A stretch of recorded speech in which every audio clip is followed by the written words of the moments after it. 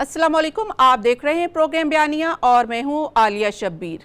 नाज़रीन, आज के प्रोग्राम में बात करेंगे पहले हाफ में कि बजट हुकूमत कैसा देने जा रही है, और इस पर बात करने के लिए मेरे साथ मौजूद होंगे हफीज़ अहमद पाशा साहब, साबिक वज़ीर ख़जाना हैं। और प्रोग्राम के आखिरी हिस्से में हम बात करेंगे कि पाकिस्तान की सियासत में नई सफ़बंदियाँ बन रही हैं और उनका मुस्तकबिल क्या होगा। इस पर बात करने के लिए हमें ज्वाइन करेंगे फ़ियाज़ुल हसन चौहान साहब।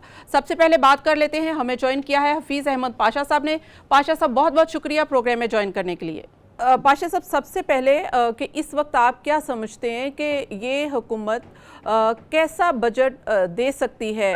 सियासी, मुआशी, अवामी बजट हर लिहाज से देने के कैपेसिटी में है ये हुकूमत?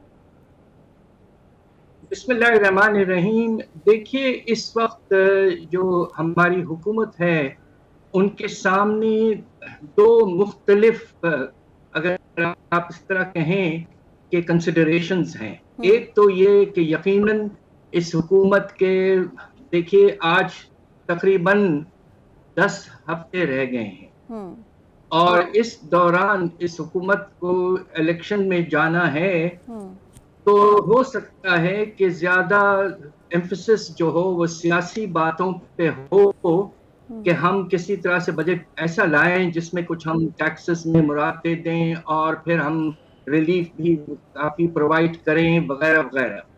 मगर दूसरी तरफ मसला यह है कि हम इस वक्त एक IMF के प्रोग्राम में हैं और वो काफी अरसे से मुश्किल में पड़ा हुआ है। वो प्रोग्राम 6 महीने से हम कहीं आगे जा नहीं पाए। जी ठीक है। अच्छा पाशा साहब, जैसे आपने कहा है कि ये इलेक्शन का साल है, सियासी बजट देना चाहती है। अगर सियासी बजट देगी और इलेक्शन को सामने रखेगी तो फिर मईशत को कितना नुकसान होगा? वही तो परेशानी की बात इस वक्त ये है कि देखिए, हम इस वक्त IMF के प्रोग्राम में हैं। बड़े मुश्किल से हम पिछले साल वापस आए उस प्रोग्राम में और उसके बाद आगे प्रोग्राम कुछ हद तक चलता रहा है, मगर 6 महीने से नवा रिव्यू मुकम्मल नहीं हुआ है। और अब IMF ने साफ तौर पे कहा है कि बजट जो आप पेश करेंगे वो मुनासिब होगा, वो स्टेबलाइजेशन की तरफ ले जाएगा और जो प्राइम प्रोग्राम के मुख्तलिफ ऑब्जेक्टिव्स हैं उनको हासिल करने की कोशिश करेगा। तो ये बिल्कुल मुख्तलिफ होगा फ्रॉम एन इलेक्शन बजट। इसलिए गवर्नमेंट मेरे सामने ये मसला जरूर होगा हमारी हुकूमत को कि वो किस तरह का बजट पेश करे। राइट। अब जैसे कि आप समझते हैं कि IMF के बगैर और सब जो है इस वक्त कंसेंसस है कि IMF के बगैर हम बजट बना नहीं सकते, मईशत को सहारा नहीं दे सकते, तो IMF हमारे लिए नागुज़ीर है। तो IMF के बजट के साथ साथ हम अपनी मईशत को बेहतर भी कर सकते हैं। तो अगर IMF के सामने नहीं जाते, उसके साथ हमारा स्टाफ लेवल का भी मुआहिदा नहीं हुआ, तो फिर हम किस पोजीशन पे खड़े होंगे? क्या डिफ़ॉल्ट होने के चांसेस मौजूद होंगे? देखिए, हो सकता है कि कुछ अरसे के लिए हम सरवाइव कर जाएं, इसलिए कि रिजर्व्स तकरीबन 4 अरब डॉलर के हैं जो 1 महीने के दरामदात को फाइनेंस कर सकते हैं। मगर आने वाले दिनों में, खास तौर पे जब यह हुकूमत अपना दौर खत्म कर लेगी और उसके बाद में एक केयरटेकर गवर्नमेंट आएगी, तो उसके बाद ये बात बिल्कुल वाज़ेह नहीं है कि आने वाले दिनों में फिर पाकिस्तान को क्या होगा और दिवालिये का खतरा जरूर मौजूद रहेगा और बढ़ने का खतरा भी मौजूद रहेगा। आप क्या समझते हैं पाशा साहब के IMF से हम स्टाफ लेवल मुआहिदा कर लेंगे और ये हुकूमत इतना बड़ा मईशत को नुकसान पहुंचाकर नहीं जाएगी जहां पे मईशत रिस्क पर आ जाए और डिफ़ॉल्ट की तरफ जाने का ख़तरा हो, तो ये IMF के साथ हमें जाना ही पड़ेगा? तो ये अगर ये हुकूमत क्या वाकई ही IMF से मुआहिदा कर लेगी? बस इंशाल्लाह। देखिए, बातचीत तो चल रही है, बजट के जो आदाद शुमार हैं वो पेश कर दिए गए हैं IMF को 3-4 दिन पहले। अभी तक उनका डिटेल्ड रिस्पांस शायद नहीं आया है। जब आएगा तो फिर अंदाजा होगा کہ آنے والے دنوں میں کیا ہو سکتا ہے. اب آپ یہ دیکھیے کہ بجٹ کے پریزنٹیشن میں صرف 6 دن رہ گئے ہیں. تو یہ مسئلہ بالکل ٹائٹ سا ہوتا جا رہا ہے, گھنٹوں کی بیسس پر ہم وہاں پہنچ گئے ہیں. تو بس ہم سب یہی ہماری دعا ہے کہ پاکستان آئی ایم ایف کی چھتری حاصل کر لے اور آگے بڑھے. رائٹ پاشا صاحب, پلان بی میں گورنمنٹ کے پاس یہ آپشن تو نہیں ہے یا کہیں سے یہ یقین دہانی تو نہیں ہے کہ ہم جو ہمارے دوست ممالک ہیں, جیسے کہ پہلے ہمارے پاس جو کریڈٹ موجود ہے اور بھی ہمیں مل سکتا ہے, پہلے بھی ہماری گورنمنٹ ہو چاہے ہمارے آرمی چیف ہوں, مختلف ممالک سے اپیل کرتے دکھائی دیے اور وہ اس میں کامیاب بھی ہوئے کہ وہ کچھ نہ کچھ کریڈٹ لے لیں, اور کیا مزید کریڈٹ اگر ہمیں دوسرے ممالک سے مل جاتا ہے تو پھر ہمیں آئی ایم ایف کے پاس جانے کی آپشن پر اتنا زیادہ سوچنا نہیں چاہیے. دیکھیے یہ ایک مرتبہ بڑے پیمانے پہ ہو چکا ہے 2019 میں, ہاں, جب مختلف ملکوں نے پاکستان کو بہت سے پیسے پہنچائے تھے. مگر دیکھیے اس وقت یہ پرسپشن نہیں تھا دنیا میں کہ پاکستان دیوالیے کے قریب ہے. ہمارے کریڈٹ ریٹنگز ماشاءاللہ مناسب تھے. اب تو آپ کو تو اندازہ ہوگا کہ تینوں کریڈٹ ریٹنگ ایجنسیز نے ہمیں تقریباً ڈیفالٹ لیول پہ ریٹ کر دیا ہے, مائنس مائنس مائنس. اب سوال یہ پیدا ہوتا ہے کہ کیا وہی دوست ممالک اب اتنا بڑا رسک لینے کے تیار ہیں کہ ایسے ملک کو سپورٹ کریں جو بالکل دیوالیے کے قریب کھڑا ہوا ہے. ابھی تک آپ دیکھیے چائنا نے ہمیں ابھی تک کچھ سپورٹ دیا ہے پچھلے دن, اور انہوں نے یہ کیا ہے کہ جو آئی سی بی سی کا لون ہم نے واپس کیا اس کو رول اوور کر دیا ہے, اور اس کے نتیجے میں تقریباً $900 ملین ہمیں ملے ہیں اور 300 اور ملیں گے. اس کے علاوہ اب یہ دیکھنا ہے کہ باقی جو ہمارے دوست ممالک ہیں, خاص طور پہ سعودی عربیہ اور یو اے ای, جن کو $3 ارب کی کمٹمنٹ کرنی تھی, کیا وہ آئی ایم ایف پروگرام کے بغیر اس طرح کے کمٹمنٹ کرنے کے لیے تیار ہیں, اسے ہمیں اب دیکھنا پڑے گا. رائٹ, ابھی ظاہر ہے کہ ہمیں I am if he first ہماری پریورٹی ہے, اور باقی ممالک بھی تبھی آپ کے ساتھ, چاہے وہ دوست ممالک ہو, تبھی آپ کے ساتھ سپورٹ سسٹم میں آتے ہیں جب آپ کے ساتھ آئی ایم ایف جو ہے وہ معاہدے کے اندر ہو. یہ تو بالکل صحیح بات ہے, لیکن آگے اگر ہم دیکھیں کہ اس وقت جو کہ جی ڈی پی گروتھ کے حوالے سے ہے, جب یہ عمران خان صاحب کے پاشا صاحب گورنمنٹ گئی تھی تو 5.6 کے قریب جی ڈی پی گروتھ تھی. ابھی آپ دیکھیں کہ تو مائنس ہی سمجھ لیں کہ مائنس میں جا رہی ہے. اس حکومت نے ہدف 3% کا رکھ لی ہے, تو یہ کیا واقعی ہی یہ 3% کا ہدف اچیو کر سکتے ہیں, اور وہ کس طرح سے؟ بات دراصل یہ ہے کہ یہ سب اس بات پہ منتظر ہے کہ پاکستان کو آئی ایم ایف کی چھتری حاصل رہتی ہے اور باہر سے پیسے آنے کا سلسلہ جاری رہتا ہے. اگر خدا نخواستہ ایسا نہیں ہوتا ہے تو پاکستان نے جو کچھ عرصے سے اپنے درآمدات کو سخت کمپریشن کرنے کی کوشش کی ہے, تقریباً 30 سے 40% کم کر دیا ہے. جب آپ اپنے درآمدات کو خاص طور پر را مٹیریل اور انپٹس وغیرہ میں کمی لاتے ہیں تو پیداوار میں تو یقیناً کمی آتی ہے. اب آپ دیکھیے کہ مارچ کے مہینے میں صنعتی پیداوار میں 25% کمی آئی. بالکل. تو 3% جو شرح نمو آپ حاصل کرنا چاہتے ہیں, ہم سب چاہتے ہیں کہ یہ ہو, مگر وہ اس سے منحصر ہے کہ آپ کے پاس اتنی لیکوڈیٹی ہو, اتنی ریزروز ہوں کہ آپ اپنے جو مختلف ضروریات ہیں ان کو حاصل کر پائیں. اب میں آپ کو ایک بڑا خطرہ بتا دیتا ہوں کہ کپاس کی فصل 40 سے زیادہ فیصد کم ہوئی سیلاب کے بعد. ابھی تک ہم وہ ڈیفیسٹ پورا نہیں کر پائے ہیں, اور نتیجہ یہ ہوگا کہ آپ کا ٹیکسٹائل سیکٹر کاٹن یارن سے لے کر ریڈی میڈ گارمنٹس تک بالکل رک جائے گا. تو اس وقت کہنا کہ 3.5% کا جو گروتھ ریٹ ٹارگٹ سیٹ کیا ہے حکومت, وہ اچیویبل ہے یا نہیں, اس وقت جو انوائرمنٹ ہے وہ اتنا انسرٹن ہے کہ کہنا کہ اگلے مہینے کیا ہوگا وہ مشکل ہے.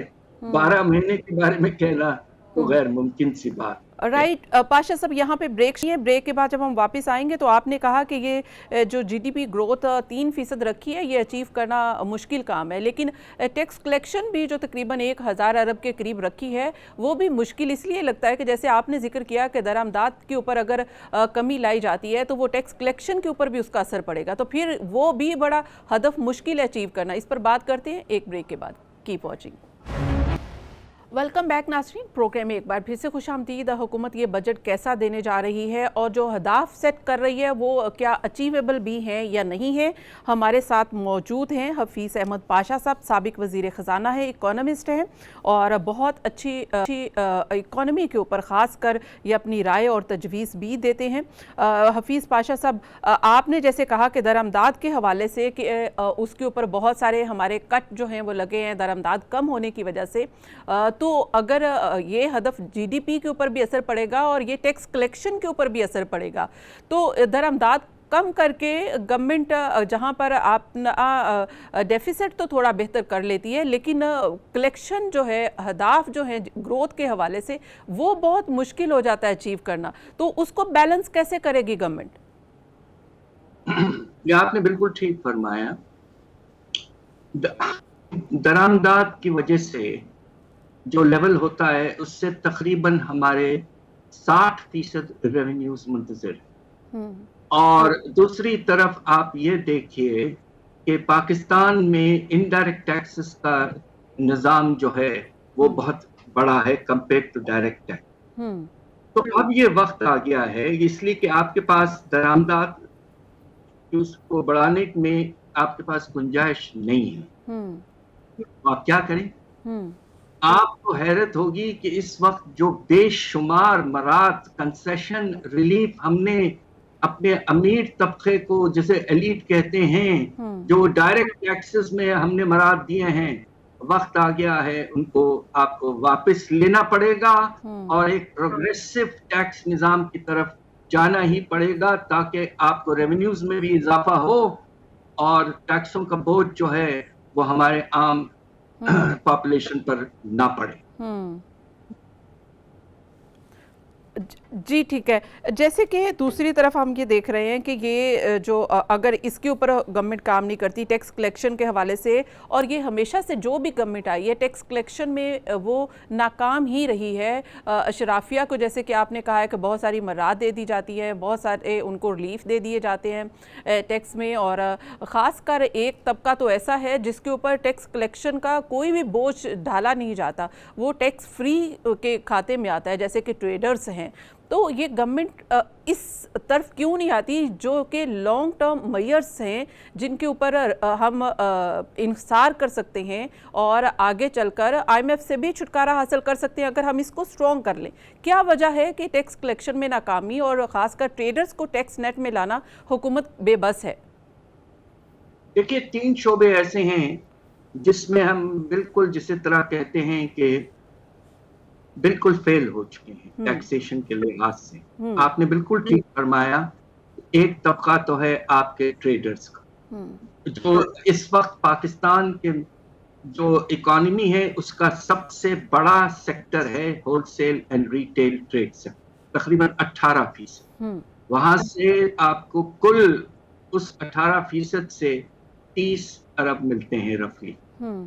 दूसरी तरफ जो शोबा अंडर टैक्स्ड है वो आपका प्रॉपर्टीज और प्रॉपर्टी डेवलपर्स, प्रॉपर्टी ओनर्स, बेशुमार मरात आपने दिए हुए हैं इस बड़े तबके को, जिसकी रिलीफ की वजह से हमारे साथ इस वक्त पाकिस्तान में प्रॉब्लम यह है कि लोग इन्वेस्टमेंट प्रोडक्टिव करना छोड़ दिया है और घरों और प्रॉपर्टीज की तरफ जा रहे हैं, इसलिए कि बेशुमार मरात उसमें मौजूद हैं। हमारा सनती शोबा जो है बेचारा तकरीबन 2/3 जो है आपके टैक्स रेवेन्यूज का बोझ उसी सेक्टर में है जो मुल्क का सिर्फ 10% से कम है। तीसरा और सबसे बड़ा जो सेक्टर जिसको मराद मिले हुए हैं वो माशाल्लाह हमारे बड़े जमींदार पाकिस्तान।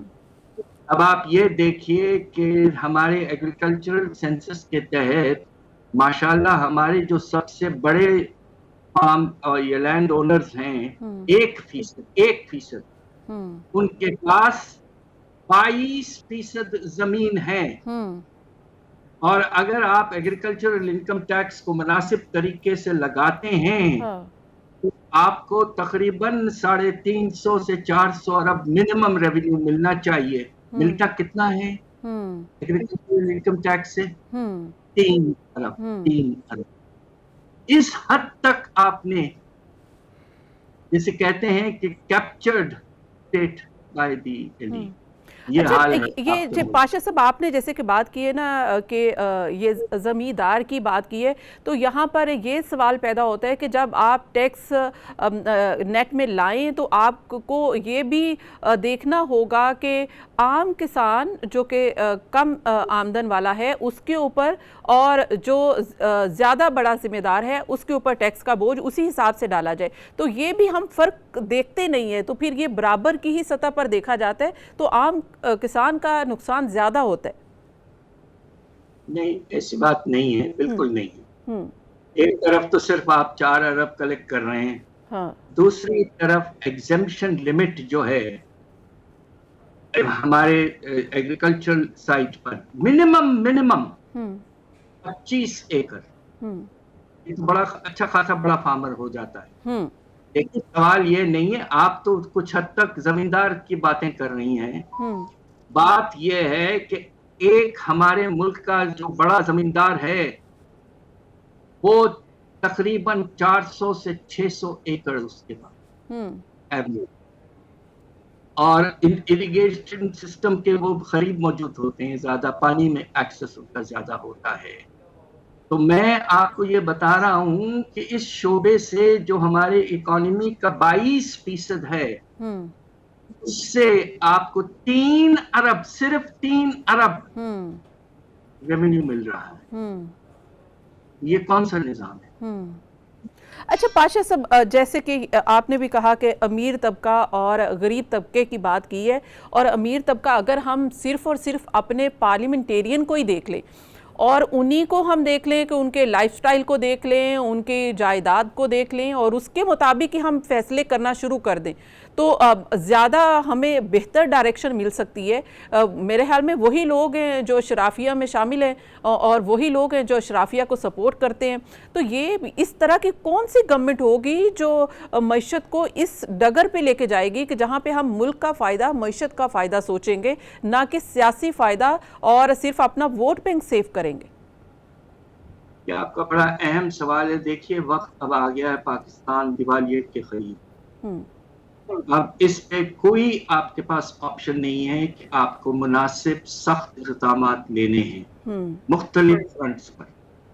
اس کے لیے مناسب یہ ہوتا جس طرح 2014 میں ہم نے بیٹھ کر پاکستان نے ایک پولیٹیکل کنسنسس اسٹیبلشمنٹ کے ساتھ بنایا آن دا وار اگینسٹ ٹیررزم، اور جس بہترین طریقے سے آرمی نے ضرب اثر کے طرف کے نتیجے میں پاکستان کو بہت عرصے کے لیے ٹیررزم سے بہت کم کر دیا۔ ایک وقت ایسا تھا جب سالانہ 3000 ٹیررسٹ انسیڈنٹس ہوا کرتے تھے۔ اب وقت آ گیا ہے کہ پاکستان طے کر لے کہ ہم سیاسی طاقتیں، اسٹیبلشمنٹ سب ساتھ بیٹھیں، ایک نیشنل ایکشن پلان بنائیں اکانومی پر تاکہ کسی ایک پارٹی پر بوجھ نہ پڑے، ایک کنسنسس ڈیولپ کرے اور اس طرح کے سخت اقدامات لینے کی کوشش کریں۔ انشاءاللہ پاکستان نکل آئے گا۔ بہت بہت شکریہ۔ حفیظ احمد پاشا صاحب ہمارے ساتھ تھے، اکونومسٹ ہیں، سابق وزیر خزانہ ہیں، انہوں نے ہمیں جوائن کیا، بجٹ کے حوالے سے حکومت کی مجبوریاں بھی بتائیں اور ضرورتیں بھی بتائیں، ترجیحات بھی بتائیں کہ کیا ہو سکتی ہیں۔ ابھی یہاں پہ شامل کریں گے بریک کے بعد جب ہم واپس آئیں گے تو بات کریں گے، ہمارے ساتھ موجود ہوں گے فیاض الحسن چوہان صاحب کی پہنچی۔ ویلکم بیک ناظرین، پروگرام میں ہمیں جوائن کیا ہے فیاض الحسن چوہان صاحب نے، سابقہ پی ٹی آئی رکن تھے، اب پی ٹی آئی میں نہیں ہے، جبکہ منسٹر صوبائی بھی رہ چکے ہیں۔ فیاض الحسن چوہان صاحب بہت بہت شکریہ جوائن کرنے کے لیے۔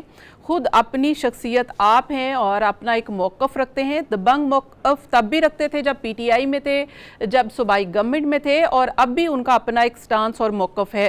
فیاض الحسن چوہان صاحب بہت بہت شکریہ کہ آپ نے مجھے پروگرام میں جوائن کیا۔ سب سے پہلے تو یہ بتائیے کہ آپ کیسے ہیں اور آج کل آپ کی کیا ایکٹیویٹیز ہیں؟ بسم اللہ الرحمن الرحیم.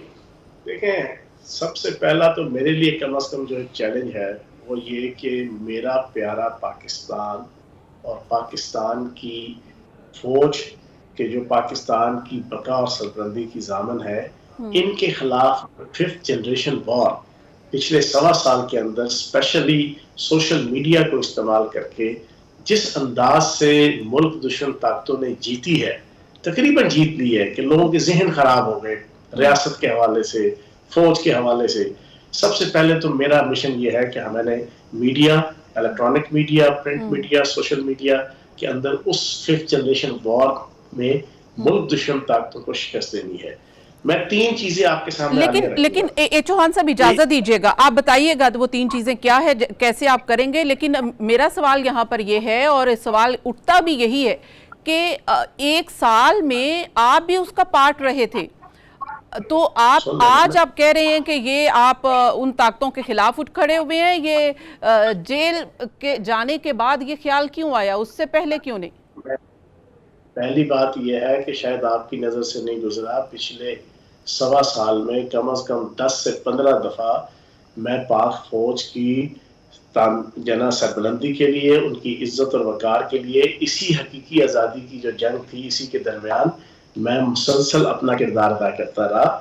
اور میں پچھلے سال جون میں عمران خان صاحب کو میں نے پورا ایک میسج بھیج کے سمجھایا، اس کے بعد بھی آڈیو میسیجز کے ذریعے سے خان صاحب کو سمجھایا کہ خدا کا واسطہ ہے اپنا بیانیہ جو ہے وہ حکمرانوں کے خلاف رکھیں، سیاسی جنگ رکھیں، ریاست اور فوج اور ISI آپ اس کو مت ٹارگٹ کریں، اس کا نقصان کنسیکوینٹلی آپ کو بھی، پارٹی کو بھی اور ملک کو بھی ہوگا. یہ تو میں نے سمجھایا. میں آپ کے سامنے 3 ایگزامپلز رکھوں گا کہ کس طریقے سے پاکستان کے اندر سوشل میڈیا کے ٹول کو یوز کر کے اس طرح کی ہزاروں مثالیں ہیں 1.25 سال کے اندر جو لوگوں کے ذہن خراب ہوئے. ایک آپ کے سامنے میں رکھوں گا کہ 9 مئی کے بعد پروپیگنڈا ہوا کہ 28 بندے مارے گئے، 28 بندے شہید ہو گئے. ٹھیک ہے جی، فوج کی فائرنگ. اس میں سے ایک کلپ چلایا گیا جو ہزارہ برادری کے جو لوگ تھے کوئٹہ کے اندر، ان کی جو جنازے تھے کچھ 6-7 اکٹھے اٹھے تھے، اس کا کلپ اٹھا کے جناب چلایا گیا کہ جناب یہ پٹگرام کے اندر یا کسی ریموٹ ایریا کے اندر جناب KPK کے وہاں پہ فائرنگ کر کے ثابت ہوا کہ وہ تو جھوٹ تھا. وہ تو سارے کے سارا وہ ہزارہ برادری کے جناب وہ جنازے تھے جو اکثر پچھلے 15-20 سالوں میں ہم ان کے اوپر جو ظلم ہوتا ہے اس کی جو ہم دیکھتے ہیں. ایک ایگزامپل یہ. دوسری ایگزامپل، ایک قمر نامی لڑکا جو ہے اس پولیٹیکل پارٹی کے یوتھ ونگ کا، وہ مارا گیا آج سے کچھ دن پہلے. اس کے حوالے سے پروپیگنڈا ہوا کہ ریاست نے مار دیا، ریاستی اداروں نے مار دیا، اور پوری دنیا کے اندر اوورسیز پاکستانی کے اندر جناب انسانی حقوق کی تنظیموں پہ یہ پروپیگنڈا کیا گیا. وہ کل اور آج انویسٹیگیشن اسلام آباد پولیس کی کمپلیٹ ہوئی تو پتہ چلا وہ تو غیرت کے نام کے اوپر وہ جناب اس کو مارا گیا، اور اس کے کسی خاتون کے ساتھ تعلقات تھے اور اس کے شوہر نے خاتون کے اپنے دوستوں کے ساتھ مل کے اس کو مارا. اس کا شوہر اور وہ سارے گرفتار بھی ہو گئے. 2 مثالیں، لیکن آپ کی سوچ سے باہر ہے کہ اس غیرت کے نام پہ قتل کو کتنا پروپیگنڈ پچھلے 15 دن کے اندر انٹرنیشنل لیول مثال بھی شارٹلی ذرا دیر لیں. تیسرا جو ایگزامپل آپ کہنا چاہ رہے ہیں وہ بھی بتا دیں. جی ایک ایگزامپل اور آپ کے سامنے رکھوں. پارٹی لیڈر نے بڑا ہی جھوم کے یہ کہا تھا کہ میں سرپرائز دوں گا، اور سرپرائز یہ ہوگا کہ خواتین کے ساتھ ریاستی ادارے اور جیل کے افراد جو ہے ان کو ریپ کر رہے ہیں اور ان کی جناب عزت جو ہے نا داؤ پہ لگی ہے. وہی خواتین آج سے 2 دن پہلے باہر آئی ہیں اپنی پیشی پہ، اور ان سے سوال پوچھا گیا تو انہوں نے کہا کوئی زیادتی نہیں. بالکل بالکل. اچھا چوہان صاحب یہاں پر ایک اور سوال. یہ 3 ایگزامپلز میں نے آپ کے سامنے رکھی ہیں. جی بالکل رکھ دی. ہزاروں ایگزامپلز ہیں جی کہ جو سوشل میڈیا کے اندر ٹول یوز کر کے جی بالکل ٹھیک آپ کہہ رہے ہیں، ریاست اور اداروں کے خلاف جو ہے وہ زہر گھولا جا رہا ہے. اچھا مجھے تو فیاض الحسن چوہان سے یہ پوچھنا ہے کہ یہ سب کچھ آپ نے ہونے دیا، اس کے بعد آج آپ آ کر مجھے بتا رہے ہیں آپ کو تب بتانا چاہیے تھا. یہ سب کچھ جب پلان کیا جا رہا تھا آپ کو تب اداروں کو بتانا چاہیے تھا کہ عمران خان صاحب یہ پلاننگ کرنا چاہ رہے ہیں اور یہ کر رہے ہیں. آپ کو میڈیا کو رکھ بتانا چاہیے تھا کہ عمران خان صاحب یہ پلاننگ کر رہے ہیں. آپ کو اس وقت پارٹی چھوڑنی چاہیے تھی جب یہ سب پلاننگ ہو رہی تھی. آپ نے اچھا سوال پوچھا ہے. آپ کی اطلاع کے لیے عرض ہے کہ جب یہ پلاننگ آخری دنوں میں اپنے عروج پہ پہنچ گئی اور جی ایچ کیو کی طرف جناب مارچ کروا کے تیاری کروائی جا رہی تھی جی ایچ کیو کے اوپر حملے کی, تو فیاض چوہان تھا کہ جس نے 1 مئی کا بھی جو مظاہرہ تھا جی ایچ کیو کی طرف اور 6 تاریخ کا جو مظاہرہ تھا جی ایچ کیو کی طرف, دونوں کو جی ایچ کیو کی طرف جانے پہ ناکام کیا اور انہیں کینٹ ایریا کے اندر بھی داخل نہیں ہونے دیا. آپ کی اطلاع کے لیے عرض ہے کہ میں واحد بندہ تھا کہ جو پارٹی کے اندر بھی پارٹی کے جو باقی لیڈرز تھے ان کو یہ سمجھاتا رہا ان 1.25 سالوں میں, اور اپنی سوشل میڈیا میرے اکاؤنٹس پہ آپ چلے جائیں, آپ کو جا بجا ہر مہینے ایسی پوسٹ مل جائے گی جس میں پاک فوج کی سربلندی اور اداروں کی سربلندی کے حوالے سے فیاض چوہان صاحب ایسی شخصیت کے لیے آپ سے شکوہ کرنا ہے, ایک سیکنڈ آپ سے ایک شکوہ کرنا ہے, آپ ایسے شخص کے لیے ایسے شخص کی گرفتاری کے لیے احتجاج کر رہے تھے جو شخص ملک کے خلاف پلاننگ کر رہا تھا. میں جواب دے دیتا ہوں. آپ کی اطلاع کے لیے عرض ہے عالیہ بی بی, جب انسان کسی ڈسپلن کے ساتھ یا کسی 16 سال 15 سال 20 سال کے تعلق میں ہوتا ہے تو وہ کسی طریقے سے جناب اپنے آپ کو جناب اسٹیپ بیک کر سکتا ہے. لیکن آپ کی اطلاع کے لیے عرض ہے یہ جیو کے اندر حامد میر صاحب نے 9 مئی کو 8:30 بجے اپنے شو کے اندر میرا وہ کلپ دکھایا کہ جب وہاں پر ریالٹو چوک میں جب مظاہرین نے یہ نعرہ لگایا کہ یہ جو دہشت گردی ہے اس کے پیچھے ورزی ہے, تو میں آرام سے وہاں سے نکلا اور نکل کے میں وہاں سے باہر آ گیا. یہ حامد میر صاحب نے کلپ جناب 9 مئی کو جس دن وقوع ہوا اس دن 8:30 بجے اپنے شو کے اندر جناب یہ چیز دکھائی ہوئی ہے. میں نے جو کردار ادا کرنا تھا دامے درمے سکھنے پارٹی کے اندر ادا کیا. اب جو ایشوز ہیں اچھا ٹھیک ہے, میں ایشوز کے اوپر آتی ہوں. پاکستان کو یہ مسائل درپیش ہے کو ناکام بنانے کے حوالے سے ہم نے کیا کردار ادا کیا. رائٹ. فیاض الحسن چوہان صاحب میرا آپ سے یہ سوال ہے کہ جیسے کہ آپ پارٹی میں بھی تھے, پی ٹی آئی میں تھے, آپ عثمان بزدار صاحب کی حکومت میں ان کے ساتھ تھے, ان کی کیبنٹ کا حصہ تھے. عثمان بزدار صاحب نے بھی سیاست چھوڑ دی, پی ٹی آئی چھوڑ دی. جن پر تکیہ تھا وہی پتے ہوا دینے لگے. ایک عثمان بزدار ہی تو تھے جن کے لیے عمران خان صاحب نے شاید اپنی حکومت ہی گوا دی کہ عثمان بزدار صاحب اتنے عزیز تھے, اور آج وہی عثمان بزدار صاحب چھوڑ کے چلے گئے. دیکھو بات یہ ہے, عثمان بزدار صاحب نے تو پی ٹی آئی کو سر پہ نہیں اٹھایا ہوا تھا, پی ٹی آئی نے اور عمران خان صاحب نے عثمان بزدار صاحب کو سر پہ اٹھایا تھا. لیکن جن کو سر پہ اٹھایا ہوا تھا وہ سب سے پہلے وداؤٹ اینی ریزن, لیکن جو لوگ 24 گھنٹے خان صاحب نے سینے سے لگائے ہوئے تھے, فواد چودھری, مسرت چیمہ, علی جناب آپ کے باقی سارے جتنے لوگ ہیں آپ دیکھ لیں, ان میں سے عمران اسماعیل جو کروڑوں اربوں روپے کے فائدے حکومت سے جانے کے بعد بھی اس وقت اٹھا رہے تھے, یہ بھی سن لیں. آپ کی اطلاع کے لیے ہے پچھلے 1.25 سال میں حکومت چلی گئی وفاقی, کس قسم کے فائدے اٹھا رہے تھے؟ میڈیا کے نام پہ, سوشل میڈیا کے نام پہ, الیکٹرانک میڈیا کے نام پہ, پی ٹی آئی کی پاپولیرٹی کے نام پہ کروڑوں روپے کا کاروبار. یار جو لوگ فائدے اٹھاتے رہے انہوں نے 2 منٹ لگائے, 2 منٹ لگائے انہوں نے. جو 24 گھنٹے خان صاحب کے ساتھ ہوتے تھے, خان صاحب بڑی پیار کے ساتھ ان کو بڑے بڑے لیڈرز اسد عمر صاحب اور شاہ محمود قریشی صاحب کی طرح کے, ان سے زیادہ جن کو اہمیت دیتے تھے وہ آپ کے سامنے. لیکن اصل چیز یہ ہے یعنی کہ یہ انقلابی ڈیر ہو گئے, یہ انقلابی ڈیر ہو گئے جیل کی سختیوں کے آگے. اصل میں وہ کیا ہے نا کہ نہ ادھر ادھر کی تو بات کر, یہ بتا کہ قافلہ کیوں لٹا. مجھے راہ زنوں کی پر نہیں تیری راہ بری کا سوال ہے. میرا تو پارٹی سے یہ سوال ہے کہ یہ بھائی یہ پارٹی یہاں تک کیوں پہنچی. فیاض چوہان تو پچھلے 7 سال سے آپ کو سمجھا رہا تھا. اچھا یہ فیاض الحسن چوہان صاحب یہ بتائیے گا کہ جیسے یہ کہا جاتا ہے کہ پنجاب کی گورنمنٹ کی یا پنجاب اسمبلی توڑنے میں چودھری پرویز الہی تو نہیں چاہ رہے تھے یہ ٹوٹے, فواد چودھری صاحب کا ہاتھ ہے, اور ان کی ایک آڈیو بھی آئی, وہ یہ کہہ رہے تھے کہ بھئی اگر یہ پہلے پکڑا جاتا تو یہ شاید یہ واقعہ نہ ہوتا. تو یہ سب کچھ کرا دھرا جو اسمبلیاں توڑنے کا تھا یہ فواد چودھری کا تھا. میں آپ کو بات دلچسپ واقعہ سناؤں. جس دن ہم عدم اعتماد کی تحریک میں کامیاب جناب فتح یاب ہوئے, رات کے 2:15 بجے چودھری پرویز الہی صاحب تقریر کر رہے ہیں کہ جناب اب اگلا 1.5-2 سال میں ہم یہ کریں گے، زراعت میں، صنعت میں، تجارت میں، تعلیم میں تقریر کر رہے تھے. گیلری میں جناب شاہ محمود قریشی صاحب، اسد عمر صاحب، فواد چودھری، ساری لیڈرشپ بیٹھی ہوئی تھی. ادھر سے فواد چودھری نے ادھر بھی اس کو چین نہیں آیا.